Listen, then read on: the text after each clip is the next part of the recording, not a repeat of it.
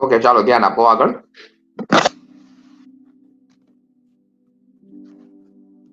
આ મુદ્દાઓ જે છે બરાબર, એનો 3 મુદ્દાઓ પહેલા જોયા હતા આપણે.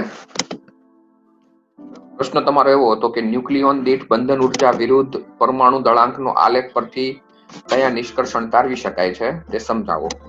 ઓકે, એમાં પહેલો મુદ્દો એવો હતો કે ન્યુક્લિયસમાં રહેલું બળ આકર્ષી પ્રકારનું હોય છે. ઓકે, કયું બળ હોય છે આ ન્યુક્લિયસની અંદર?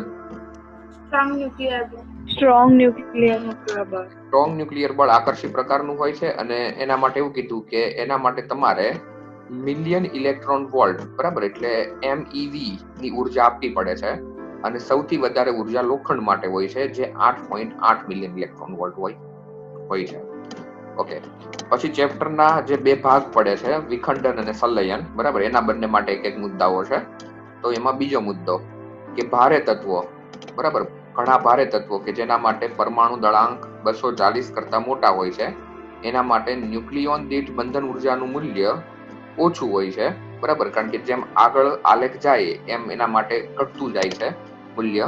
એટલે એના ઉપર ન્યુટ્રોનને પ્રતાડિત કરવામાં આવે તો જે ભારે તત્વો છે એનું ન્યુક્લિયસ સરખા 2 ભાગમાં વિભાજિત થાય છે બરાબર, અને અહીં તમને પૂરતા પ્રમાણમાં ઉર્જા પ્રાપ્ત થાય છે. આ પ્રક્રિયાને ન્યુક્લિયર વિખંડન કહે. વિખંડન એટલે તૂટવું, છૂટું પડવું બરાબર, કે જેમાં તમને ઉર્જા તૂટવાથી છૂટી પડે.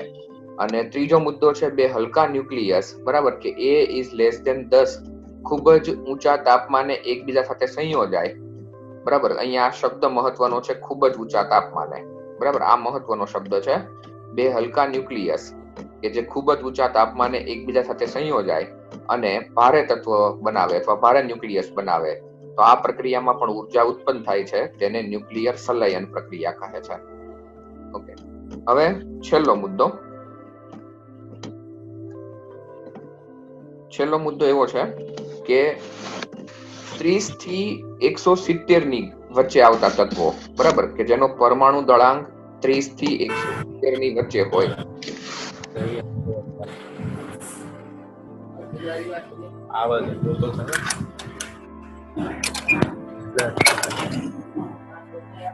ના, એમ તો બહુ ઝીણો.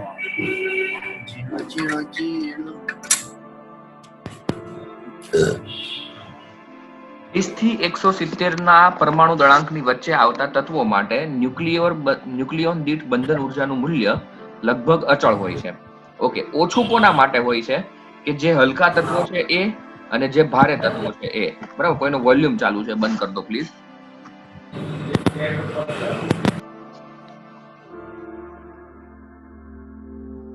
ઓકે,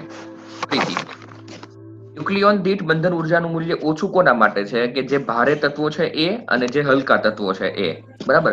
જ્યારે વચગાળાના જે તત્વો છે કે જેનું મૂલ્ય 30 થી 170 ની વચ્ચે આવે છે એના માટે ન્યુક્લિયોન દીઠ બંધન ઉર્જાનું મૂલ્ય લગભગ અચળ હોય છે. આવા તત્વમાં એક ન્યુક્લિયોન P નો પાડોશી પરમાણુ સાથે આકર્ષણ બળથી જોડાઈ શકે છે. ઓકે, હું તમને સમજાવું શું કહેવા માંગે છે એ. માની લો કે આ એક ન્યુક્લિયસ છે, તો ન્યુક્લિયસ ની અંદર મુખ્ય કયા 2 ઘટકો રહેલા હોય છે? પ્રોટોન અને ન્યુટ્રોન. માની લો કે આ બ્લુ કલર થી જે દોરેલો છે એ છે ન્યુટ્રોન અને ગ્રીન કલર થી દોરેલો છે સ્ક્રીન પર બરાબર, એક પ્રોટોન છે. તો આ બંને એકબીજા સાથે આકર્ષણ બળથી જોડાયેલા છે, ન્યુટ્રોન અને પ્રોટોન. તો અહીંયા શું લખ્યું? એક ન્યુક્લિયોનનો P પાડોશી પરમાણુ સાથે આકર્ષણ બળથી જોડાઈ શકે છે. અહીંયા તંત્રની ઉર્જા થાય E બરાબર P into K બરાબર. P એટલે પાડોશી પરમાણુ અને K એટલે ઉર્જાનું પરિમાણ ધરાવતો અચળાંક છે. હું તમને સમજાવું કે આ શું કહેવા માંગે છે. ચાલો, લોખંડ માટે ન્યુક્લિયોન દીઠ બંધન ઉર્જાનું મૂલ્ય કેટલું હતું? 8.8 મિલિયન ઇલેક્ટ્રોન વોલ્ટ. 8.8. અને લોખંડની અંદર 26 Fe56 હોય તો એની અંદર ટોટલ ન્યુક્લિયોન કેટલા? 56. કારણ કે 56 જે છે ને આંકડો એ જ એના ન્યુક્લિયોનની સંખ્યા દર્શાવે. ન્યુક્લિયોન એટલે પ્રોટોન ન્યુટ્રોનની સંખ્યા. તો તમારે શોધવું હોય કે એક લોખંડના પરમાણુને તોડવા માટે કેટલી ઉર્જાની જરૂર પડે, તો તમારે શું કરવું પડે? 8.8 ગુણ્યા 56. શું કરવું પડે? 8.8 ગુણ્યા 56. કેમ એવું કરવું પડે? કારણ કે આપણી જે ઉર્જા આવી હતી એને 56 વડે જયારે ભાગ્યા બરાબર, ત્યારે જ આપણને 8.8 મળ્યા હતા. ખબર પડે છે હું શું કહું છું એ?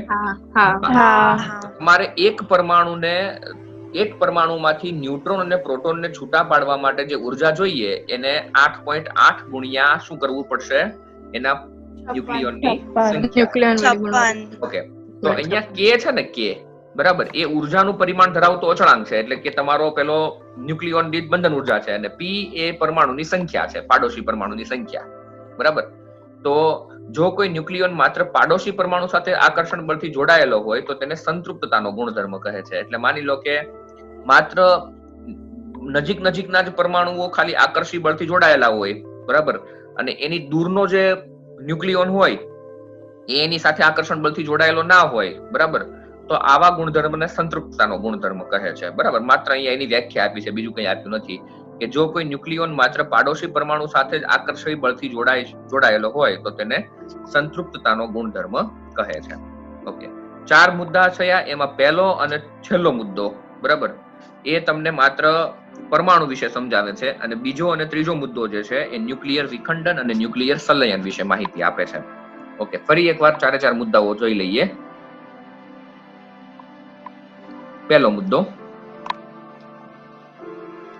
મુદ્દો તમને એવું કહે છે કે ન્યુક્લિયસની અંદર રહેલું જે બળ હોય છે એ આકર્ષી પ્રકારનું હોય છે, જેને આપણે સ્ટ્રોંગ ન્યુક્લિયર બળ કહીએ છીએ. એના માટે ઉર્જા મિલિયન ઇલેક્ટ્રોન વોલ્ટ એટલે કે MeV ના ક્રમની હોય છે. ઓકે, બીજો મુદ્દો એવો છે કે ભારે તત્વો કે જેના માટે A ઇઝ ગ્રેટર ધેન 240 હોય એના માટે ન્યુક્લિયોન દીઠ બંધન ઉર્જાનું મૂલ્ય ઓછું હોય છે. જો તેના પર ન્યુટ્રોનને પ્રતાડિત કરવામાં આવે તો તેનું ન્યુક્લિયસ લગભગ 2 સરખા ભાગમાં વિભાજિત થાય છે. અહીં પૂરતા પ્રમાણમાં ઉર્જા ઉત્પન્ન થાય છે. આ પ્રક્રિયાને ન્યુક્લિયર વિખંડન કહે છે. ઓકે, અહીંયા પણ એક પ્રશ્ન તમને પૂછી લઉં કે ભારે તત્વ ઉપર તોડવા માટે કયો કણ આપાત કરવામાં આવ્યો? ન્યુટ્રોન. ઓકે, કોઈ જવાબ આપશે કે ન્યુટ્રોન શું કામ? બીજો કોઈ કણ? વેરી ગુડ, તટસ્થ છે એટલે. તો તટસ્થ છે તો શું સારું પડશે? તટસ્થ છે તો શું બેનિફિટ શું થશે? તટસ્થ છે એટલે કે કોઈ પરમાણુ છૂટો પડે, સરખા પ્રમાણમાં મળી છે. ઓકે, બીજો કોઈ આન્સર?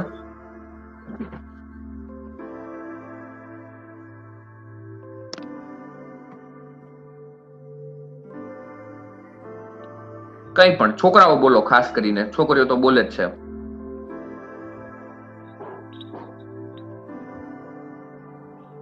કઈ પણ બીજું વધારે છે એટલે તટસ્થ છે એટલે ધન વીજભાર કે ઋણ વીજભાર તરફ આકર્ષાશે. Okay, very good. તો મુદ્દો શું છે ખરેખર કે સાંભળજો, આ તમારું ન્યુક્લિયસ છે. હવે ન્યુક્લિયસ પોતે કેવું છે? ધન વીજભારિત, ઋણ વીજભારિત કે તટસ્થ? ધન વીજભારિત. ઓકે, આ ધન વીજભારિત છે. હવે તમારી પાસે આપાત કરવા જેટલા કણ કેટલા એ સમજાવું. તમારી પાસે આપાત કરવા જેટલા કણ કેટલા? ન્યુટ્રોન, પ્રોટોન, ઇલેક્ટ્રોન અને આલ્ફા કણ, બરાબર. આટલા કણો એટલા છે કે જે તમે એના ઉપર મારી શકો એમ છો. ઓકે, હવે ઇલેક્ટ્રોન તો કોઈ દિવસ તમે આના ઉપર મારશો નહીં. કેમ? કારણ કે ઇલેક્ટ્રોન તો હલકો છે. ઇલેક્ટ્રોન ન્યુક્લિયસને તોડશે જ નહીં, એટલે ઇલેક્ટ્રોન તો મરાશે નહીં. હવે રહી વાત પ્રોટોનની, તો પ્રોટોન પોતે કેવો? ધન વીજભારિત. અને ન્યુક્લિયસ કેવું? ધન વીજભારિત. તો અપાકર્ષણ થશે. ધન વીજભારિત કણ તરફ જાય એટલે અપાકર્ષણ થાય, એ તો વાત બરાબર છે. પણ જ્યારે આ કણ આના તરફ જવા લાગે ને, બરાબર, ત્યારે એની માનો કે બંને ધન વીજભારિત હોય ને તો એની સ્પીડ ઘટવા લાગે, કારણ કે અપાકર્ષણના કારણે એ બંને એકબીજાની નજીક આવે એમ એની વેગ ઘટી જાય. એટલે તમારે જે પ્રોટોનને વેગ આપવો પડે ને બહુ ઊંચો આપવો પડે તો જ એ ન્યુક્લિયસને તોડી શકે. આ વાતને ખાસ સમજજો, કારણ કે અહીંયાથી તમારું ન્યુક્લિયર વિખંડન શરૂ થવાનું છે. ઓકે, બીજું હવે રહી વાત આલ્ફા કણની, તો આલ્ફા કણ પણ પોતે કેવો છે? ધન વીજભારિત વીજભારિત જ છે. કેમ? કારણ કે આલ્ફા કણની અંદર પણ 2 પ્રોટોન હોય અને 2 ન્યુટ્રોન હોય, બરાબર. એટલે આલ્ફા કણ પણ જો સામેની બાજુએ જશે ને તો એ ન્યુક્લિયસને તોડી શકશે, બરાબર, પણ તમારે એના માટે વધારે ઉર્જા આપવી પડશે. ઓકે, ન્યુટ્રોન એક તટસ્થ કણ છે અને સાથે સાથે એનું દળ પણ વધારે છે. બંને મુદ્દાઓ તમારા સાચા હતા. એનું દળ વધારે છે ઓકે, અને તટસ્થ છે એટલે નહીં જો ઋણ તરફ જશે ને તો પણ અપાકર્ષણ નહીં થાય અને ધન તરફ જશે તો પણ અપાકર્ષણ નહીં થાય. એટલે ન્યુટ્રોન તટસ્થ હોવાથી એને સામેની બાજુએ વ્યવસ્થિત મોકલી શકાય છે, એટલા માટે ન્યુટ્રોનને પ્રતાડિત કરવામાં આવે છે ન્યુક્લિયર વિખંડનની પ્રક્રિયામાં. ઓકે, હવે ત્રીજો મુદ્દો આવે છે. ત્રીજા મુદ્દાની અંદર વાત હતી ન્યુક્લિયર સંલયનની, કે જેના પરમાણુ દળાંક 10 કરતા નાના હોય છે. બરાબર, એ કયો શબ્દ અહીંયા મહત્વનો છે? ખૂબ જ ઊંચા તાપમાને. ઓકે, એકબીજા સાથે સંયોજાય અને ભારે ન્યુક્લિયસ બનાવે છે. આ પ્રક્રિયામાં પણ ઉર્જા ઉત્પન્ન થાય છે. બરાબર, તેને ન્યુક્લિયર સંલયન પ્રક્રિયા કહે છે. બે હલકા ન્યુક્લિયસ, બરાબર, કે જેના દળાંક 10 કરતા નાના હોય છે, ખૂબ જ ઊંચા તાપમાને એકબીજા સાથે સંયોજાય અને ભારે ન્યુક્લિયસ બનાવે છે. આ પ્રક્રિયામાં પણ ઉર્જા ઉત્પન્ન થાય છે, તેને ન્યુક્લિયર સંલયન પ્રક્રિયા કહે છે. ઓકે, હવે છેલ્લો મુદ્દો, કે જે વચગાળાના તત્વો છે, કે જેના મૂલ્ય 30 થી 170 ની વચ્ચે આવે છે, એના માટે ન્યુક્લિયોન દીઠ બંધન ઉર્જાનું મૂલ્ય લગભગ અચળ હોય છે. આવા તત્વોમાં તેનો પાડોશી પરમાણુ જો P હોય તો આકર્ષણ બળથી જોડાઈ શકે એના માટેની ઉર્જા થશે E બરાબર PK. ઓકે, જ્યાં P એ પાડોશી પરમાણુની સંખ્યા છે અને K એ ઉર્જાનું અચળાંક ધરાવતો પરિમાણ છે. જો કોઈ ન્યુક્લિયોન માટે તેનો માત્ર પાડોશી પરમાણુ આકર્ષણ બળથી જોડાયેલો હોય તો એવા ગુણધર્મને સંતૃપ્તતાનો ગુણધર્મ કહે છે. બરાબર, આ 4 મુદ્દાઓને ન્યુક્લિયોન દીઠ બંધન ઉર્જા વિરુદ્ધ પરમાણુ દળાંકના આલેખના નિષ્કર્ષ કહેવામાં આવે છે. આગળ ધ્યાન આપજો.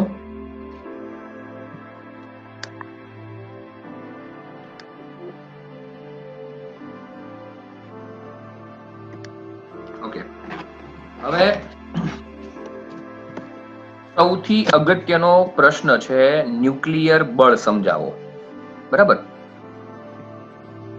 ન્યુક્લિયર બળ સમજાવો. એક મિનિટ, એક જ મિનિટ વેઇટ કરજો બધા.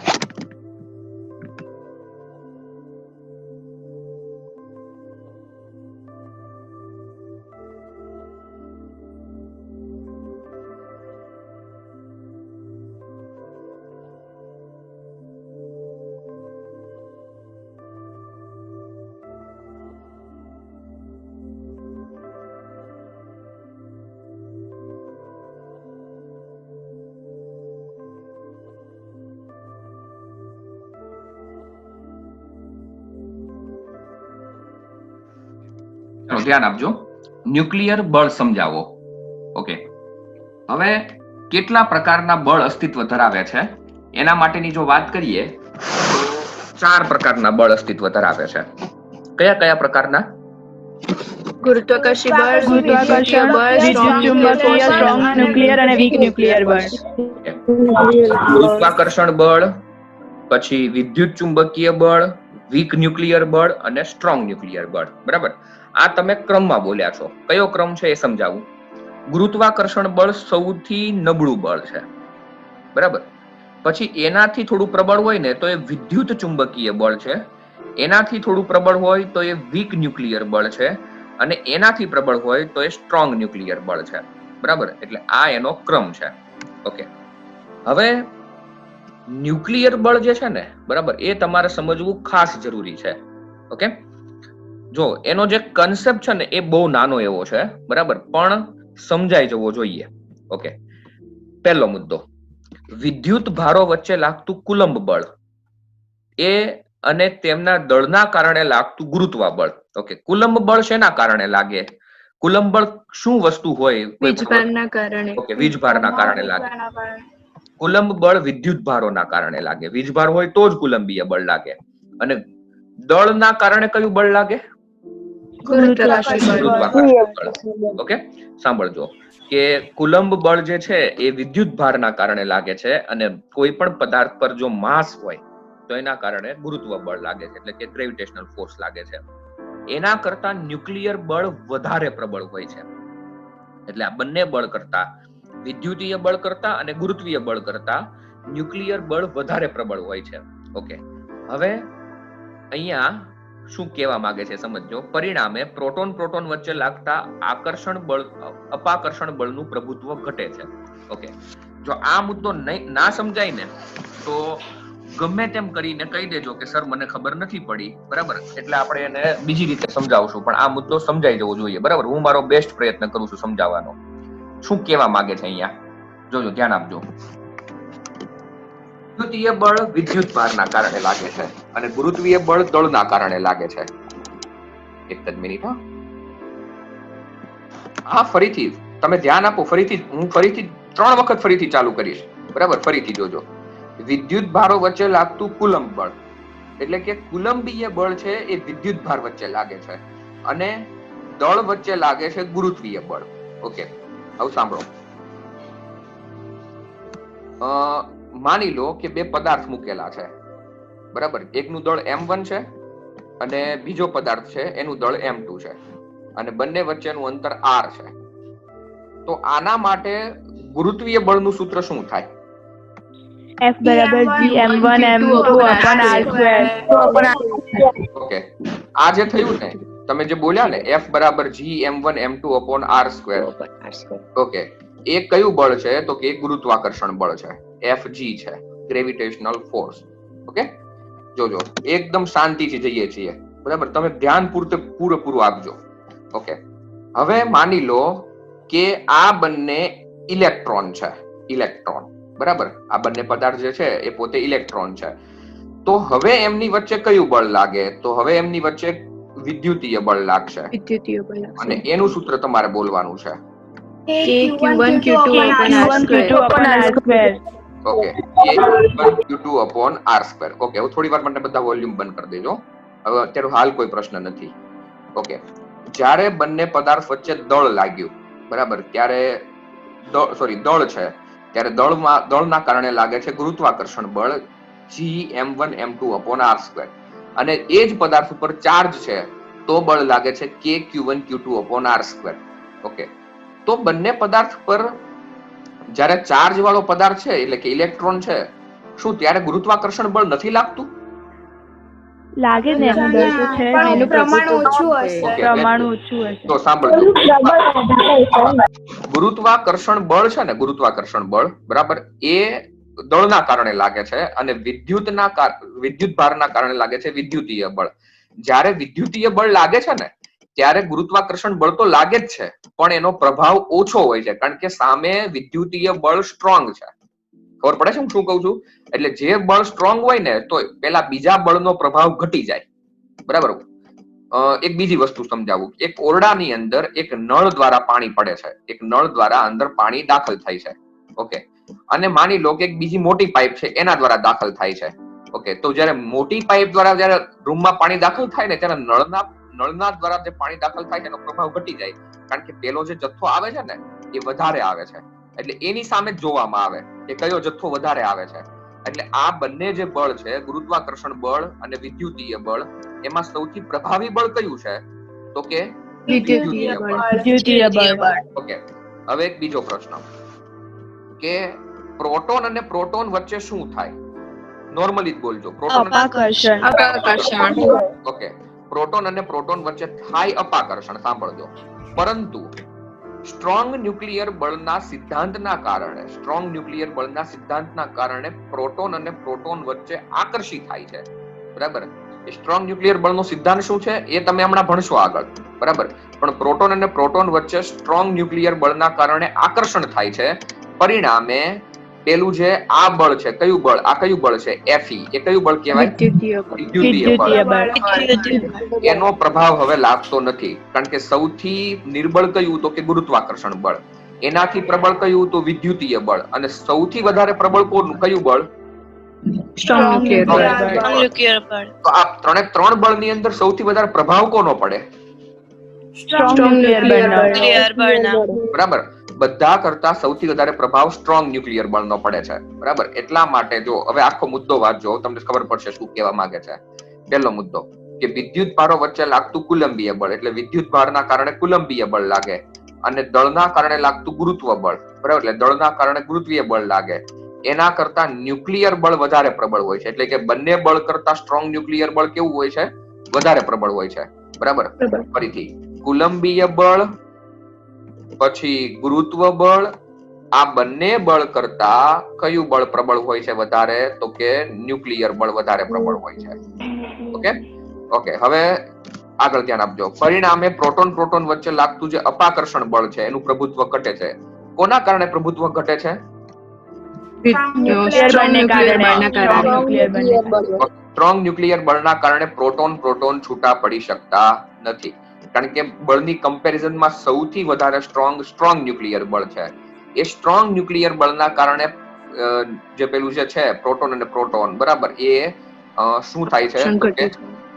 એકબીજા સાથે આકર્ષાઈને રહે છે.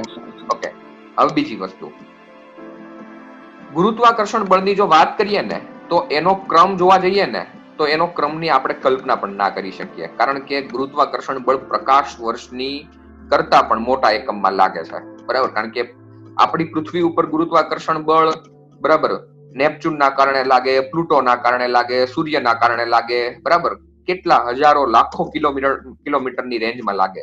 એટલે ગુરુત્વાકર્ષણની રેન્જ બહુ વધારે છે, બરાબર. રેન્જ એટલે અંતરની વાત કરું છું. ઓકે, પછી વિદ્યુતીય બળ કેટલા અંતરમાં લાગે? તો કે વિદ્યુત ક્ષેત્ર જેટલા અંતરમાં હોય એટલા અંતરમાં લાગે. એટલે 1 મીટર 2 મીટર બસ આટલી રેન્જમાં લાગે, બરાબર. બહુ વધારે પ્રબળ હોય વિદ્યુત ભાર તો થોડી વધારે લાગે, કઈ લાખો કિલોમીટરની વચ્ચે વિદ્યુતીય બળ ના લાગે, બરાબર. એટલે આ થોડું ઓછા અંતર માટે લાગે છે. સૌથી વધારે રેન્જમાં મોટું કોણ? ગુરુત્વાકર્ષણ બળ. એના કરતા રેન્જ ઓછી કોની? તો કે વિદ્યુતીય બળ.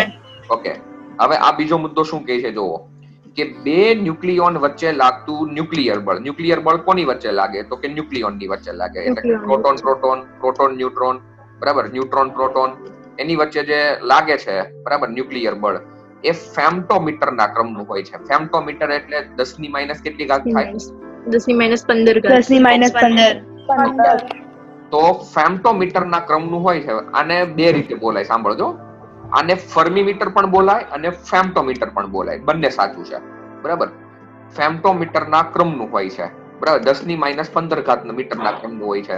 એટલે જો આ પ્રકાશ વર્ષના ક્રમનું, બરાબર, આ સાદા મીટરના ક્રમનું, અને હવે જે સ્ટ્રોંગ ન્યુક્લિયર બળ લાગે છે જેને હું એફએસ કહું છું, બરાબર, એ એફએસ બળ જે છે ને એ તો એકદમ નાના ક્રમનું છે, બરાબર. જેટલું બળ નાના ક્રમનું હોય ને એટલું સ્ટ્રોંગ હોય. અને એ તો સીધી વાત છે કે જે બળ નાના ભાગ માટે લાગે એ એકદમ સ્ટ્રોંગ હોય. એટલે ગુરુત્વાકર્ષણ બળ નબળું શું કામ છે? કારણ કે એનો ફેલાવો ખૂબ વધારે છે, r² ના વ્યસ્ત પ્રમાણમાં. Okay, very good. કારણ કે બળ છે એ અંતરના વર્ગના વ્યસ્ત પ્રમાણમાં છે. એટલે જેટલું અંતર મોટું એટલું બળ નિર્બળ, બરાબર. એટલે સૌથી આ જે બળ છે એ ફેમ્ટોમીટરના ક્રમનું લાગે. ફેમ્ટોમીટરના એટલે 10 ની માઈનસ 15 ઘાતના ક્રમનું છે. એટલા માટે આ બળ ખૂબ જ પ્રબળ છે, બરાબર. કયું? સ્ટ્રોંગ ન્યુક્લિયર બળ. તો બીજો મુદ્દો એવું કહે છે કે બે ન્યુક્લિયોન વચ્ચે લાગતું ન્યુક્લિયર બળ તેમની વચ્ચે ફેમ્ટોમીટરના ક્રમનું હોય છે, જે નાના ન્યુક્લિયસ માટે ઝડપથી ઘટીને શૂન્ય થાય છે અને મોટા કદના ન્યુક્લિયસ માટે બળોની સંતૃપ્તતામાં જોવા મળે છે. ઓકે, અહીંયા એવું કેમ લખ્યું છે કે નાના ન્યુક્લિયસ માટે તે ઝડપથી ઘટીને શૂન્ય થાય છે? કારણ કે નાના ન્યુક્લિયસમાં ન્યુક્લિયોનની સંખ્યા જ ઓછી હોય. દાખલા તરીકે વાત કરીએ તો હાઇડ્રોજનની અંદર ન્યુક્લિયોન કેટલા? પ્રોટિયમની અંદર તો કે એક જ, બરાબર. એટલે તમારે એનું ન્યુક્લિયસ તોડવું છે તો તમારે બસ ખાલી એક જ પ્રોટિયમ, ખાલી પ્રોટોનને બહાર કાઢી દેવાનો, એટલે ઝડપથી ઘટીને શૂન્ય થઈ જાય. જ્યારે મોટા કદનું, માનો કે યુરેનિયમ 238 હોય, ભાણું યુરેનિયમ 238, તો એના માટે તમારે જો એમાંથી પ્રોટોન અને ન્યુટ્રોન કાઢવા હોય, બરાબર, તો કન્ટિન્યુ ઉર્જા આપવી પડે. એટલે એમાં સંતૃપ્તતા જોવા મળે છે. જ્યારે નાના ન્યુક્લિયસ માટે તે ઝડપથી ઘટીને શૂન્ય થઈ જાય છે, બરાબર. એટલે બીજો મુદ્દો તમને એવું કહે છે કે બે ન્યુક્લિયોન વચ્ચે લાગતું ન્યુક્લિયર બળ તેમની વચ્ચે ફેમ્ટોમીટરના ક્રમનું હોય છે, જે નાના ન્યુક્લિયસ માટે ઝડપથી ઘટીને શૂન્ય થાય છે અને તેના કારણે મોટા કદના ન્યુક્લિયસમાં બળોની સંતૃપ્તતા જોવા મળે છે, બરાબર. આ મહત્વનો મુદ્દો છે. ઓકે, જો આ બધા મુદ્દાઓ છે ને એ લખવામાં બહુ અઘરા નથી, પણ સમજવામાં, બરાબર, થોડું તમને ડિફિકલ્ટ છે. એટલે એક એક વસ્તુને શાંતિથી સમજજો, બરાબર. પહેલો મુદ્દો બળની કમ્પેરિઝન સમજાવે છે કે વિદ્યુત ભારો વચ્ચે લાગતું કુલમ બળ અને દળના કારણે લાગતું ગુરુત્વ બળ એના કરતા ન્યુક્લિયર બળ વધારે પ્રબળ હોય છે. પરિણામે પ્રોટોન પ્રોટોન વચ્ચે લાગતું જે અપાકર્ષણ બળ છે એનું પ્રભુત્વ ઘટે છે, કારણ કે સૌથી વધારે બળ ની પ્રબળતા કોની વધારે છે? ન્યુક્લિયર સ્ટ્રોંગ ન્યુક્લિયર બળ ન્યુક્લિયર બળની. સ્ટ્રોંગ ન્યુક્લિયર બળ સૌથી વધારે પ્રબળ છે. એટલે પેલા બે બળ જે છે, ગુરુત્વ બળ અને વિદ્યુતીય બળ, બરાબર, એનું એટલું પ્રભુત્વ રહેતું નથી સ્ટ્રોંગ ન્યુક્લિયર બળની સામે. બીજું કે બે ન્યુક્લિયોન વચ્ચે લાગતું ન્યુક્લિયર બળ ફેમ્ટોમીટરના ક્રમનું હોય છે, એટલે કે એકદમ નાના ક્રમનું. હવે ફેમ્ટોમીટરના ક્રમનું છે ને, એ પણ તમારે યાદ નથી રાખવાનું, કારણ કે ન્યુક્લિયસનું પરિમાણ વિચારો, ન્યુક્લિયસનું પરિમાણ કયા ક્રમનું હોય? કેમેસ્ટ્રીમાં ભણી ગયા છો. 10⁻14 બરાબર, 10⁻14 10⁻15 મીટરના ક્રમનું હોય ન્યુક્લિયસ. એટલે એનું બળ જે છે એ ન્યુક્લિયસની અંદર જ લાગવાનું છે, તો 10⁻15 મીટરના ક્રમનું જ હોય. બરાબર, એટલા માટે ન્યુક્લિયસ માટે ઝડપથી, નાના ન્યુક્લિયસ માટે તે ઝડપથી ઘટીને શૂન્ય થઈ જાય છે, અને તેના કારણે મોટા કદના ન્યુક્લિયસમાં બળોની સંતૃપ્તતા જોવા મળે છે. ઓકે, હવે એક બીજો પ્રશ્ન. હવે બીજો પ્રશ્ન એ છે કે પ્રોટોન અને પ્રોટોન વચ્ચે શું લાગે? અપાકર્ષણ કે આકર્ષણ? આકર્ષણ. બંને અપાકર્ષણ. લાગે.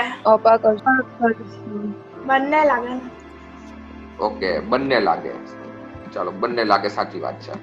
બરાબર, કારણ કે અત્યારે આપણે નહીં કહી શકીએ કે અપાકર્ષણ જ લાગે છે ન્યુક્લિયસની પ્રોપરલી વાત કરીએ તો, કારણ કે આ તો કારણ કે જોડાઈને રહ્યા છે, બરાબર, એટલે બંને લાગે. બહાર હોય તો અપાકર્ષણ લાગે, અંદર હોય તો આકર્ષણ લાગે. ઓકે, એટલે આટલું સમજ્યા પછી આવો જવાબ આપવો જરૂરી છે કે અપાકર્ષણ પણ લાગે અને આકર્ષણ પણ લાગે. બરાબર, એ ડિપેન્ડ છે કે ક્યાં છે એમ. ઓકે, હવે બીજો પ્રશ્ન. આ બીજા પ્રશ્નનો જવાબ તમારે વ્યવસ્થિત આપવાનો છે. પ્રોટોન ની સામે ન્યુટ્રોન હોય, પ્રોટોન ની સામે ન્યુટ્રોન હોય તો એની વચ્ચે શું લાગે? આકર્ષણ. સ્ટ્રોંગ ન્યુક્લિયર બળ. ઓકે, અને બહાર હોય તો, ન્યુક્લિયસ સિવાય હોય તો આકર્ષણ તો બળ. કઈ નથી. કઈ નહીં, પેલું બળ ના તટસ્થ છે લાગે. એટલે પેલો તટસ્થ છે. તટસ્થ છે એટલે. વિદ્યુત બળ. જો અંદર ન્યુક્લિયસમાં હોય તો આકર્ષણ. સર, એની અંદર પણ બહાર હોય વિદ્યુતીય બળ ને તો તો લાગે કઈ ને. નથી. હા પણ ન્યુટ્રોન તો બીજમાં રહી જ છે ને. હા હા, એટલે ગુરુત્વાકર્ષણ બળ લાગે પણ બીજું કઈ બળ લાગે નહીં. બહાર હોય ને તો પ્રોટોન અને ન્યુટ્રોન વચ્ચે કોઈ વિદ્યુતીય બળ ના લાગે.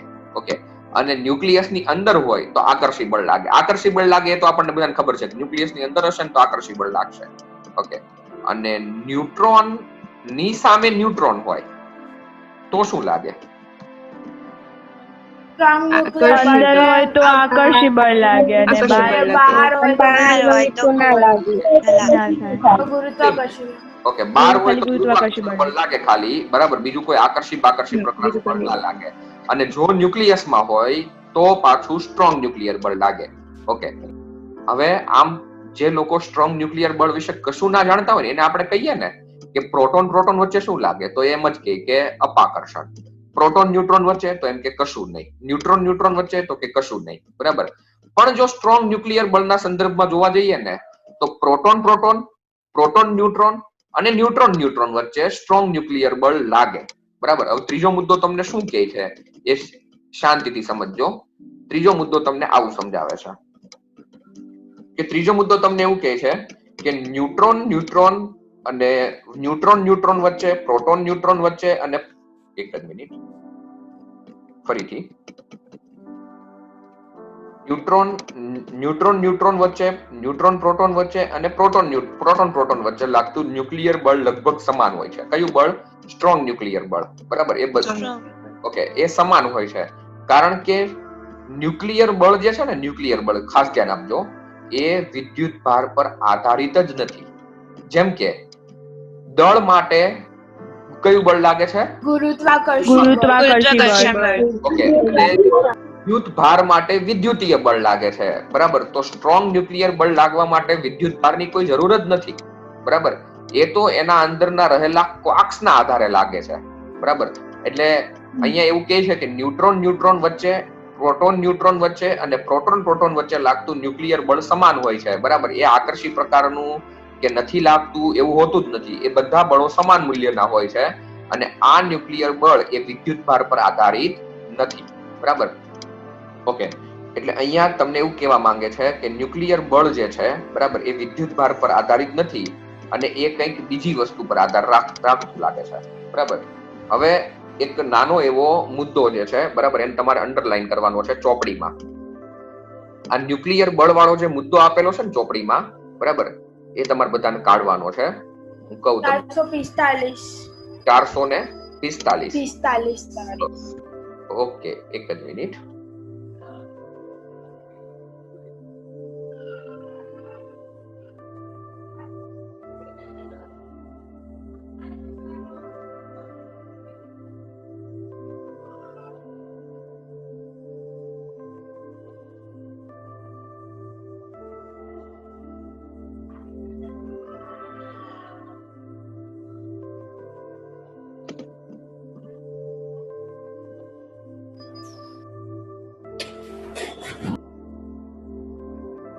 ઓકે, 445 નંબરના પેજ ઉપર ધ્યાન આપજો.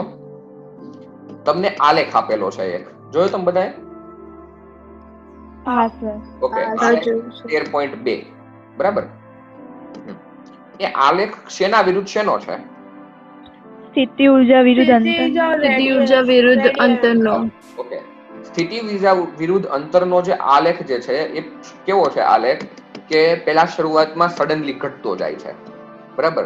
પછી એક બિંદુએ કેવો બને છે? સ્થિતિ ઉર્જા ન્યૂનતમ બને છે, અને પછી ધીમે ધીમે વધતો જાય છે, અને પછી અચળ થઈ જાય છે, પછી અચળ થઈ જાય છે. બરાબર. અને અચળ મૂલ્ય છે ને 0 માટે થઈ જાય છે. જો કે અચળ મૂલ્ય જે થયું છે ને ત્યાં 0 લખેલું છે સ્થિતિ ઉર્જા. સ્થિતિ ઉર્જા 0. હા. ઓકે, હવે અહીંયા બીજા મુદ્દામાં ત્યાં બાજુમાં લખેલું છે કે જે મૂલ્ય માટે, બરાબર, જે મૂલ્ય માટે સ્થિતિ ઉર્જા ન્યૂનતમ બને ને એનું મૂલ્ય 0.8 ફર્મી મીટર હોય છે. અને તમે જોઈ શકો છો ત્યાં કે અંતરમાં 1 ની થોડું આગળ 0 થાય છે. એટલે 0.8 ફર્મી મીટર માટે